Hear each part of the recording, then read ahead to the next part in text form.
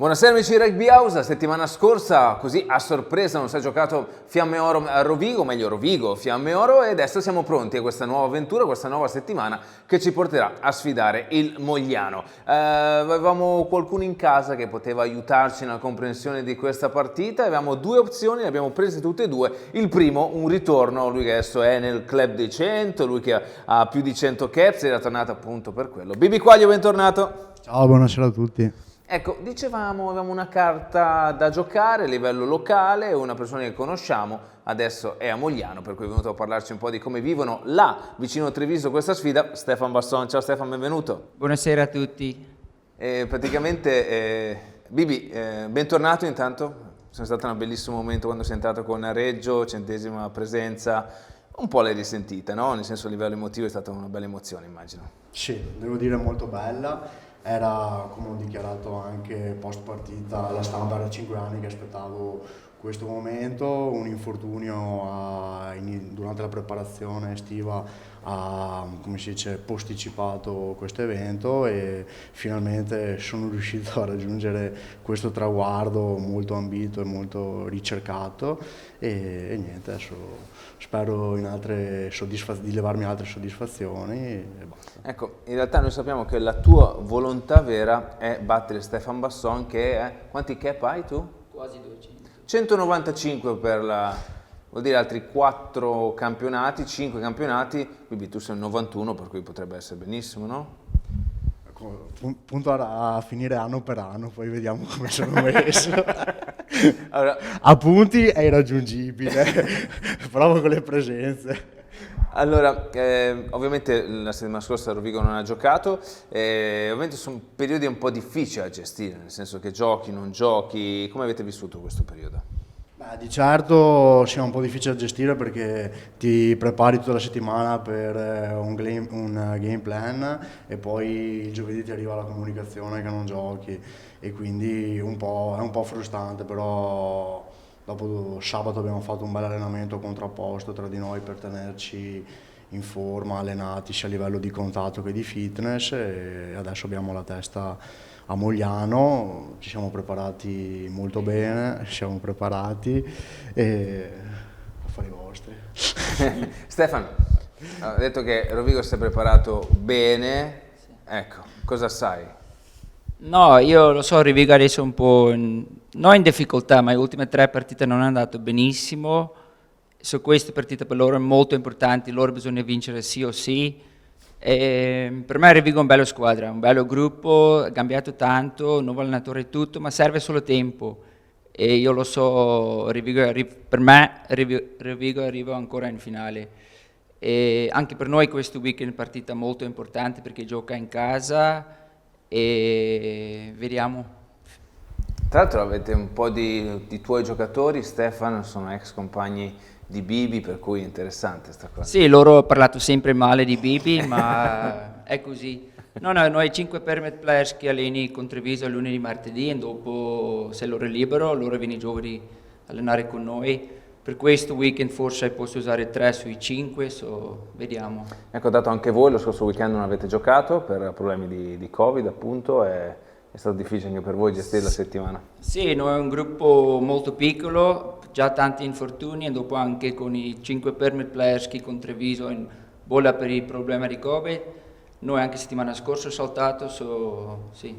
Tra l'altro, Stefano, la questione del lavoro, no? Che è un po' un concetto che coinvolge anche Bibi, sono quasi tutti lavoratori i tuoi giocatori, dicevi, no?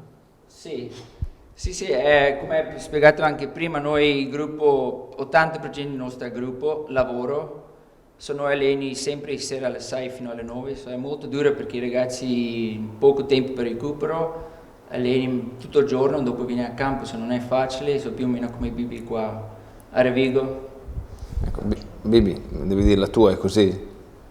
Beh sì, ovviamente rispetto a prima che si era tra virgolette professionisti è un altro tipo di impegno perché sei meno, forse ti impatta meno dal punto di vista fisico perché ti dico a livello, quando ero a Treviso era molto difficile, qui forse abituato là in 5 anni riesci a gestirti meglio a livello di fisicamente e a livello di fitness, però trovare la giusta, come si dice, simbiosi tra il lavoro e sport ci ho messo un po' di tempo e adesso sto metabolizzando, però non è facile, specie se poi si allenano dalle 6 alle 9, che specie d'inverno cambia ancora tutto. Infatti penso che noi, o almeno quelli che giocano e lavorano, ci alleniamo dalle 2 alle 5 e mezza, sia già più fattibile che allenarsi dalle 6 alle 9, quindi un grosso merito a loro perché non è facile sicuramente. Stefan, qual è la vera difficoltà, diciamo, con questa situazione? Permit, magari una rosa non grandissima, tra l'altro anche, diciamo, un lutto all'interno della società Mogliano che quest'anno ha sicuramente influenzato la perdita del presidente, insomma, no? Sì, per me il problema più grave negli ultimi 2 anni con i permit di Covid, perché non puoi alleni con noi il prossimo giorno con loro. Treviso fa anche un gruppo che fa sempre 2 o 3 tamponi a settimana, noi fa 2 tamponi a settimana, il problema è più grave il Covid, loro non puoi, per questo loro rimani lunedì, martedì sempre con Treviso, fai un tampone martedì sera, sei negativo vieni giovedì da noi, questo è il problema più grave. E non è facile per niente. E come si gestisce un problema del genere? Ah, dimmi te. No, sei tu l'allenatore, io no. No, è difficilissimo. Noi abbiamo già provato, cambio programma spesso per questo problema e non è facile per niente. Come sta andando la stagione, Stefan? Nel senso, il Mogliano di quest'anno, che obiettivi ha? Noi adesso faccio partita per partita. È partita ma noi primo 5 partite non è andato benissimo, dopo ho fatto una bella partita contro Piacenza in casa, dopo ho perso contro Viadana là e adesso faccio partita per partita. Conoscendo un po' di ragazzi, insomma, avendo vissuto 5 anni nell'area di Treviso, Mogliano vive in qualche maniera nello stesso ambiente. Quali sono le caratteristiche che secondo te Mogliano ha e che potrebbe metterci in difficoltà e potrebbe essere pericoloso nei nostri confronti? Il fatto sicuramente che ha tanti giovani interessanti, perché possiamo dire che ha una cantera molto buona, vedi sempre Eric che ha sfornato Rizzi, Garbisi, cioè 2 aperture di livello, possiamo dire tranquillamente nazionale e internazionale. Nel giro di breve periodo è tanta roba.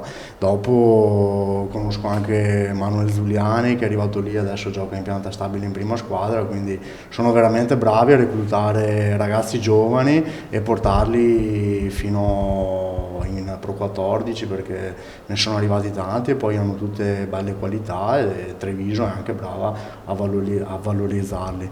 Adesso conosco personalmente quelli che giocano lì come Alongi, Drudi, che sono giocatori, nonostante siano molto giovani, perché 20 anni, 21, hanno buone qualità e in top 10 fanno la differenza. Ecco Stefano, in un gruppo così giovane come hai a Mogliano, a me è sempre impressionato la leadership, il carisma, anche l'intelligenza del capitano di Paul Derbyshire. Sì, come hai detto, Bibi noi è un gruppo giovanissimo, 18, 19, 20 anni, è un gruppo fine a carriera, Paul Derbyshire, Ceccato, Sutto, sono tanti giocatori ultimi 2 anni di rugby, è un gruppo giovani e in questo forse è anche bello perché i giovani ascoltano i seniors, i leaders, i più vecchi e questo è un bello mix, questo è una roba bello, anche se tanto difficoltà questo anno con Mogliano, c'è sempre tanta voglia, anche se noi alleni in 16 persone, in 20 persone, c'è sempre di voglia fare e questo è il bello di Mogliano.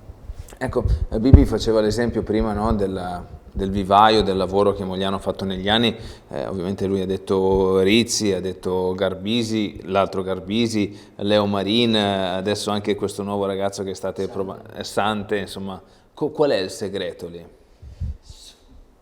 Non lo so, perché il mio secondo anno a Mogliano sicuramente il giovanile, perché loro fanno buon lavoro con i giovanili là e come hai detto lui è ultima, non lo so quanti anni, 10 anni, sempre un'apertura, è diventato bravi Garbisi, Sante adesso là, c'è sempre uno che esce, i Padovani, sempre gioca bene, dopo loro rientrano con Treviso. Sicuramente parti con i giovanili, è buon lavoro con i giovanili perché noi anche un femminile, cadetta, c'è tanti giovanili, tanti bambini, noi sono 2 campi a Mogliano e tutti alleni là di sera e sei un sacco di persone, tanti bambini, tante persone e secondo me fa qualcosa bene sui giovanili. Ecco, Bibi, visto che hai militato insomma, per 5 anni a Treviso, qual è il sentimento di Treviso nei confronti di Mogliano? È come se fosse un fratellino più piccolo, un cugino, un po' com'è?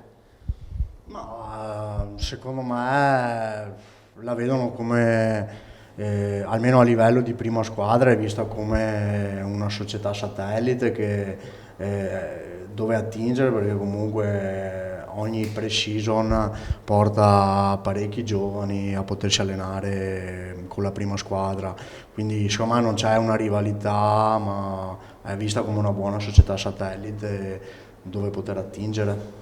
Bibi, venendo un po' a noi, ecco, questa preparazione da un punto di vista tecnico, cosa è stato lavorato, cosa è stato visto, cosa è stato rivisto? Beh, sono stati studiati ovviamente i loro punti forti e i loro punti deboli, come si fa in qualsiasi analisi prepartita. Noi abbiamo curato molti dettagli per quanto riguarda la mischia chiusa e la touche, che ovviamente sono i punti che vogliamo incrementare e basta. Abbiamo visto che Mogliano è una squadra che gli piace giocare molto alla mano, chissà perché, e dopo ovviamente hanno un pack di tutto rispetto perché è allenato dal mitico Salvo Costanzo e basta. Stefan, Bibi ha indovinato i punti forti del Mogliano? Sì, noi un bello pacchetto, sai tutti per Players, un bello pacchetto, bello, Salvo fa un buon lavoro e come hai detto prima noi tre quarti piace giocare perché sai il pacchetto fa buon lavoro, noi sempre bello pallone e poi muovere i palloni come mi piace a me. Qual è il margine di miglioramento di Mogliano? Dov'è questo margine di miglioramento? Gli ultimi 2 o 3 anni di Mogliano, il punto debole secondo me, ma anche secondo Costanzo, è gli ultimi 20 minuti. I ragazzi giocano bene per 60 minuti, tieni per 60 minuti botte, game plan, tutto. Gli ultimi 20 minuti un po' perdi un po' concentrazione, perdi un po' il ritmo, perdi un po' di forza, non lo so, forse non lo so. Ma un punto di vista fisico secondo te o mentale? Un po' tutti e due secondo me, perché anche i ragazzi, come hai detto prima, riposano poco, perché lavora tutto il giorno, non è facile, viene a campo, alleni, va a letto per tutta la settimana, quando giochiamo domenica, lunedì loro sono già a lavoro, non è facile e questo è il nostro punto debole, gli ultimi 20 minuti di partita. Noi perdi tante partite per gli ultimi 20, questo anno contro Covisano manca 10 minuti, sono pari con loro, Carlino rosso, Carlino giallo, loro segna 2 mete, Parva uguale, noi bisogna migliorare tanto sui ultimi 15-20 minuti, più testa. E qual è la lettura che avete fatto tu e Salvo Costanzo in questo pre-match di Rovigo? Dove andrete a lavorare, dove cercherete di mettere in difficoltà Rovigo? No, la prima cosa che noi abbiamo visto da Rovigo, io ho visto tutte le partite, loro molto organizzato, sono un gruppo molto organizzato, si vede, Alistair fa un buon lavoro là, un ottimo allenatore e sono molto organizzato e noi bisogna concentrare per 100 minuti in fase statica per questa settimana, sono le roba più importanti, e dopo gioca a piedi perché come hai visto il weekend piove, se gioca a piedi e fase statica mischia in touche perché loro sono molto forti e con un tempo così sì o sì bisogna tieni loro là.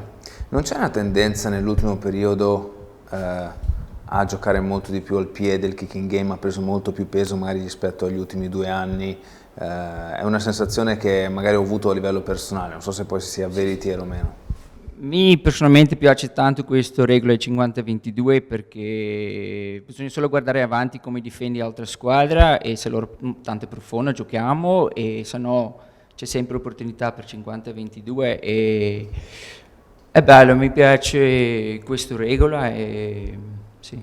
Sì, anche perché il 50-22 è stato fatto per togliere la pressione difensiva all'attacco nel cercare insomma di tenere dietro comunque le 2 ali e non la linea e non fare troppa pressione per cui dare sì, tutti i squadre giocano un po' di più adesso nel loro metacampo, prima tutti in metacampo calciamo, giochiamo là, adesso tutti prova almeno 1 o 2 fasi per vedere come difendi e dopo vediamo se c'è spazio dietro. Bibi, sta cosa del kicking game vi fa correre di più, quindi a te non è che piace più di tanto? Noi dobbiamo fare una vetta a metà campo, quindi metà campo 10 metri. No, è una sensazione che Ma anche tu. allora posso dirti, secondo me dipende molto dallo stile di gioco che vuole l'allenatore. Per esempio, vabbè, forse il paragone non è opportuno, però a Treviso il kicking game lo usavi in base anche all'avversario che avevi davanti. Invece quello che noto di Alistair, che è un allenatore puramente sudafricano, difficilmente vuole che la propria squadra gioca all'interno della propria metà campo, quindi zero rischi, e magari prendersi i rischi di giocare nella loro metà campo un po' per togliere pressione a noi giocatori e non prendere calci che poi vanno a tramutarsi in occasione da punti per gli avversari. Ma dico in genere, tu adesso hai portato Treviso, hai portato l'esempio di Rovigo negli ultimi anni. Questo 50-22 ha condizionato? Dipende, perché se hai un'apertura oppure un calciatore bravo a leggerti la situazione che riesce a concretizzartela, sì. Però penso che noi come squadra non usiamo tanto questa strategy 50-22, quindi dipende dai giocatori che hai in squadra e se la usano. Ecco Stefano, Tanto è intelligente, Bibi, tanto. l'abbiamo mandato Treviso apposta. Studiare piani alti. Stefano, Sì. si parla di tattica, quindi l'uso del piede, un gioco tattico. Quanto questo aspetto in Italia deve ancora crescere? Tantissimo. È una parola tantissimo, perché io vedo adesso in Italia solo difesa. Io vedo difesa, e quando noi recuperiamo il pallone o prima fase in attacco, vedo ancora poco. Secondo me bisogna migliorare tanto le nostre skills. E inizio con i giovanili, perché per me inizio là con i giovanili. Là, secondo me, Irlanda, Inghilterra, Francia, Sudafrica, Nuova Zelanda, tutte le altre squadre sono un step avanti Italia. E noi bisogna crescere in questa cosa e migliorare le nostre skills. E solo così noi puoi attaccare meglio e mettere altre squadre in difficoltà. Bibi, anche in base alla tua esperienza. Allora, dal mio punto di vista devo dire che vedendo i risultati dell'ultimo periodo che hanno avuto le under, adesso secondo me sia a livello di under 18 e under 20 il gap si è ridotto molto, mentre prima, anche mi ricordo quando andavamo a fare le 6 nazioni under 20 e under 19, c'era sempre un divario di 20-30 punti a ogni partita tranne con la Scozia. Adesso tante partite la nazionale under 20 le vince. Secondo me manca un anello di congiunzione tra quando i giocatori dell'under 20 escono e il top 10 oppure il Pro 14, perché i giocatori che escono dall'Under 20 e sono pronti per il Pro 14 penso che si contino sul palmo di una mano. Cioè, lo stesso, se mi viene in mente, Cannone e Lamaro hanno dovuto fare 1 o 2 anni al Petrarca prima di raggiungere il Pro 14, quindi servirebbe uno step intermezzo per poter far sì che tutti questi giocatori che escono possano già giocare in un livello superiore a quello che è il top 10. Questo è quello che mi viene in mente, perché comunque i risultati sia a livello di under li hai. E quando parli di livello superiore di top 10, cosa intendi? Intendo che o si ha la capacità di aumentare, come si dice, la qualità del top 10, non lo so come, ma aumentando i minuti di gioco effettivi, eccetera, oppure fare una specie di, non so, campionato under 21 dove riesci a collocare tutti questi ragazzi che escono dalle under. Ecco Stefano, parlavamo prima di regole, parlavamo del 50-22, ma anche questa nuova regola di gestione, no? Della mischia ordinata, time off, time on, cosa è cambiato per te? Di mischia non capisci niente. No, io parlo di timing, sì, parlo di equilibrio del match. Sì, adesso la partita dura quasi 100 minuti e mi piace così, tre quarti tocca più pallone e giochiamo un po' di più, ma serve molto più fitness perché la partita dura tanti minuti, ma mi piace tanto questa regola perché sì. Anche l'aumento dei falli, no? Mediamente ci sono più falli, è dovuto a più tempo secondo te? Ci sono più falli nella partita, più penalità. Sì. È dovuto secondo te al fatto che le partite durano o meglio, c'è più gioco effettivo e realmente c'è più gioco effettivo adesso e sì, per questo sicuramente c'è più falli perché c'è più gioco, c'è più attacco, più difesa, tutto. Sì. E allora Bibi ti chiedo, quanto è difficile mantenere la concentrazione anche in questi in questi stop, in questi momenti di time off, ma che tu devi restare in campo, devi restare lì? Sicuramente il fatto di dover giocare quasi 20 minuti in più per partita, cioè dovuto allo stop delle fasi statiche, influisce tanto, perché abbiamo visto da inizio anno che tanti giocatori iniziano a avere i crampi verso il 60esimo, perché comunque c'è un aumento allora, del tempo effettivo non lo so, perché parlando con gli arbitri dopo le partite mi hanno detto che stanno già facendo delle analisi, che il tempo effettivo, cioè palla in gioco, aumenta di pochissimo, circa da 2-3 minuti, quindi Niente. non è tanto significativo. Invece è il fatto che una partita di per sé dura 100-110 minuti, comporta il rischio specialmente di avere tanti più infortuni, problemi muscolari e stanchezza, perché come dici te, un conto è giocare 80 minuti, un conto è stare in campo 100 minuti, il giocatore magari meno lucido può fare più falli, quindi bisogna vedere, non so, fare un'attenta analisi se questa regola qua porta i suoi frutti, cioè secondo me in questo momento non lo so, stando in base anche a quello che hanno detto gli arbitri. E anche questa regola in realtà, o meglio, questi infortuni si sta notando che in tutte le squadre ce ne sono tanti di più rispetto a una volta.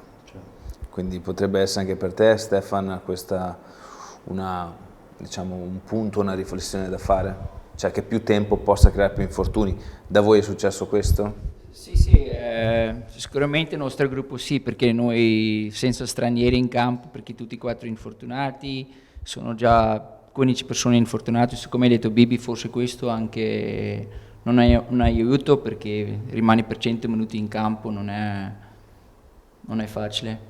È giunto il momento delle domande, no? Molto Instagram, molto meno Facebook, però tanto Instagram è particolarmente interessante. Allora, Bibi, Riccardo su Facebook chiede: ciao Nicola, grazie per la disponibilità. Volevo chiederti come hai trovato il livello del Peroni Top 10 e ritorno alla Rugby Rovigo dopo la tua esperienza con il rugby europeo in forza al Benetton Treviso.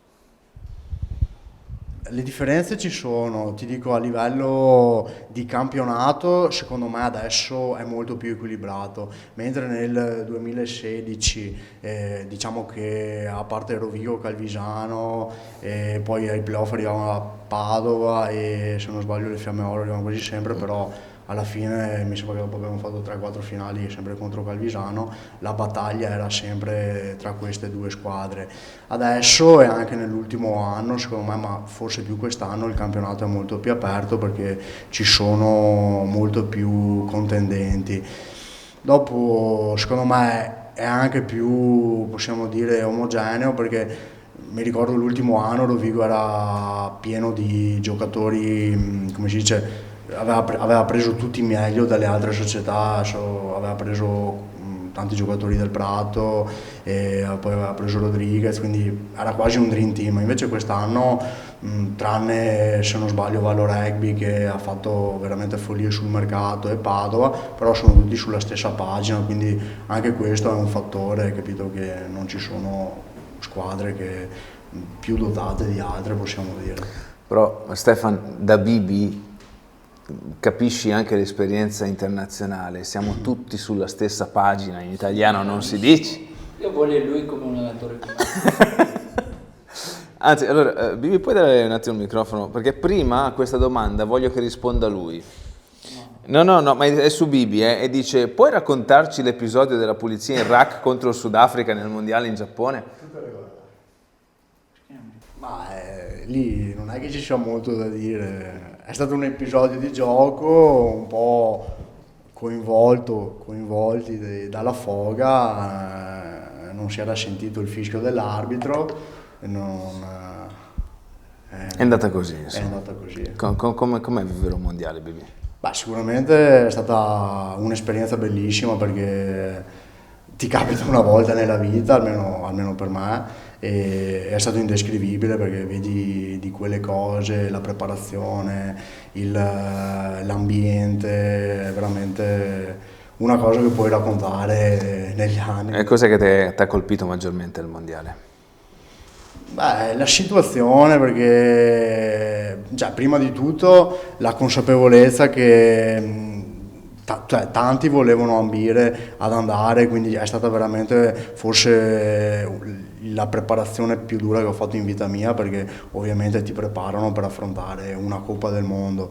Mi ricordo che abbiamo fatto quasi 3 mesi e mezzo di preparazione devastante, alternandola tra Treviso e i raduni in montagna, quindi siamo stati tanto lontani dalle famiglie, perché anche quando eravamo a Treviso avevamo solo un giorno libero di riposare, quindi non avevo il tempo di tornare a casa. E dopodiché avevamo fatto 3 partite in preparazione contro Francia, Inghilterra e Scozia, Singapore? no, Russia.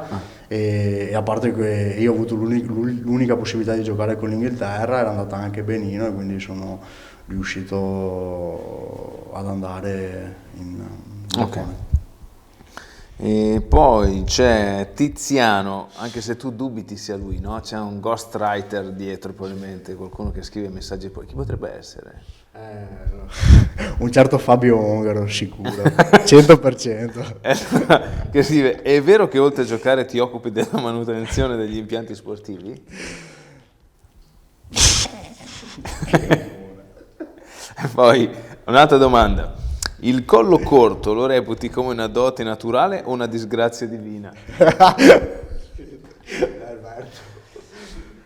E poi, non stai rispondendo, io do le domande. È vero che ti paragoni a Robert Redford, l'uomo che sussurrava i cavalli, però sei stato soprannominato Robert Reffo, adesso il mio veneto non è perfetto, e il Putin che ciacoeava coi porsei, è vero? Non c'è da rispondere. Ok, va bene. Tra l'altro sorride anche Luca Bigi per queste cose, però una domanda mi sembra seria. Come stai vivendo in questi mesi a Rovigo? Ti senti un punto di riferimento del rugby italiano? Dopo la vittoria con il Sudafrica sei diventato un pilastro della nazionale. Svelaci il tuo segreto in mischia chiusa e che pattini usi. Questo è sempre, forse, Tiziano Pasquale. Gli ho già risposto in privato, perciò. Ok, poi un altro, com'è ritornare al Tempio dopo tanto tempo? Sei fiero del tuo progresso nel ruolo che fai? Immagino adesso che la maglia che indossi sia più pesante. Bibi spacca tutto. Di solito si risponde a queste cose.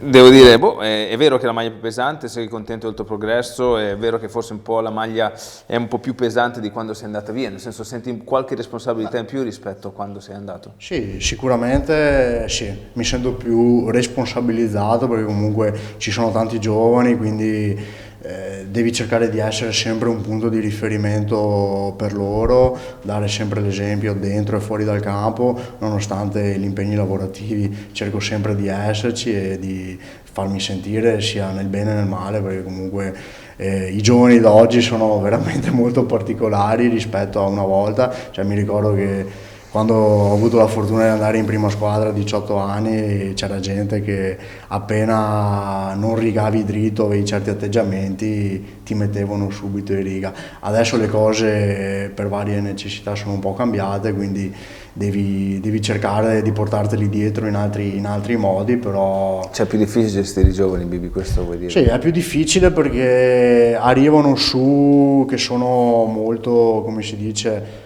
non arroganti, però Carichi. molto carichi. Mentre una volta mi ricordo che almeno io, cioè, quando entravi in spogliatoio, avevi sempre in prima squadra, ero sempre un po' intimorito, vedevo tutti i giocatori come dei beniamini che vedevo alla domenica in tribuna, sabato. Tipo adesso chi c'era che. Faliva. No, beh, bene o male tutti, anche lo stesso Stefano, hai capito?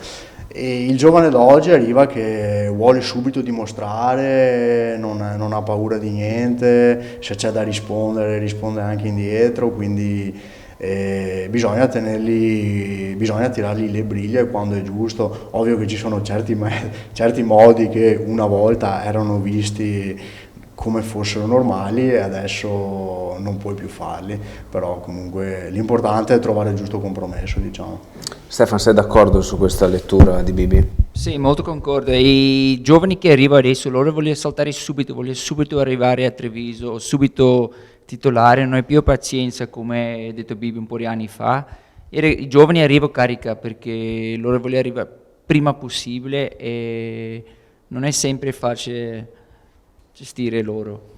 E a livello comportamentale c'è un conto a livello sportivo, a livello di comportamento, di gestione dello spogliatoio, com'è? Io come allenatore, io vedo adesso i giovani parlano molto di più. Io ricordo quando io ho giocato qua a Revigo, i giovani non parlano, se tu non chiedi loro non parlano, loro fanno allenamento, casa. Adesso io vedo i giovani parlano molto di più, tutti vogliono dire qualcosa, tutti, ma secondo me, e questo è cambiato. E non è sbagliato, ma questa è una cosa dove ho visto tanto cambiamento. Va gestito, insomma, non è facile. Sì, come un allenatore non è mai facile perché tante volte io chiedo ai ragazzi voglio dire qualcosa, adesso io vedi sempre i giovani che sì, secondo me perché non facciamo questo e non è sbagliato ma sì. Non c'è il gusto del confronto, ma sembra quasi che tu voglia aver ragione, questo è il punto? Sì. Sì. Ecco, Bibi, prima hai fatto un discorso sui giovani, vuol dire che stai diventando vecchio, no? Il tempo passa per tutti, guarda il nonno Stefano come è diventato. Il prossimo anno ne fai 40, Stefano. Dai. Sì. Ecco, come stai vivendo il rugby?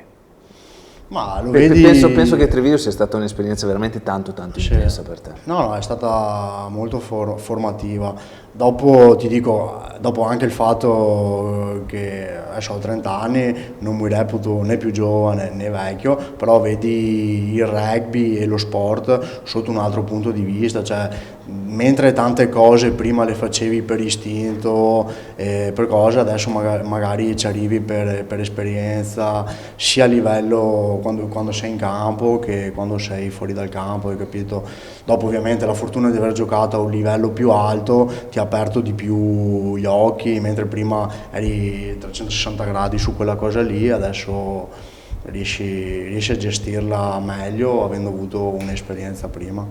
Stefano, ultima domanda. Quant'è difficile, o ti sei reso conto della difficoltà che c'è nel passare da giocatore a allenatore? No, in verità io ho detto sempre no, secondo me non è così difficile, ma è veramente difficile, non è facile per niente. Io a Firenze ho provato giocatore e allenatore per 2 o 3 partite e io subito ho parlato con Pasquale e ho detto no. Io una persona che voglio fare tutto a 1000, tutto al 100%, voglio fare tutto più perfetto possibile e se voglio fare solo allenatore bisogna fare solo allenatore, non puoi giocare perché non puoi andare in campo con i giocatori e prova a dire loro perché tu sei un giocatore in campo e non è facile per niente.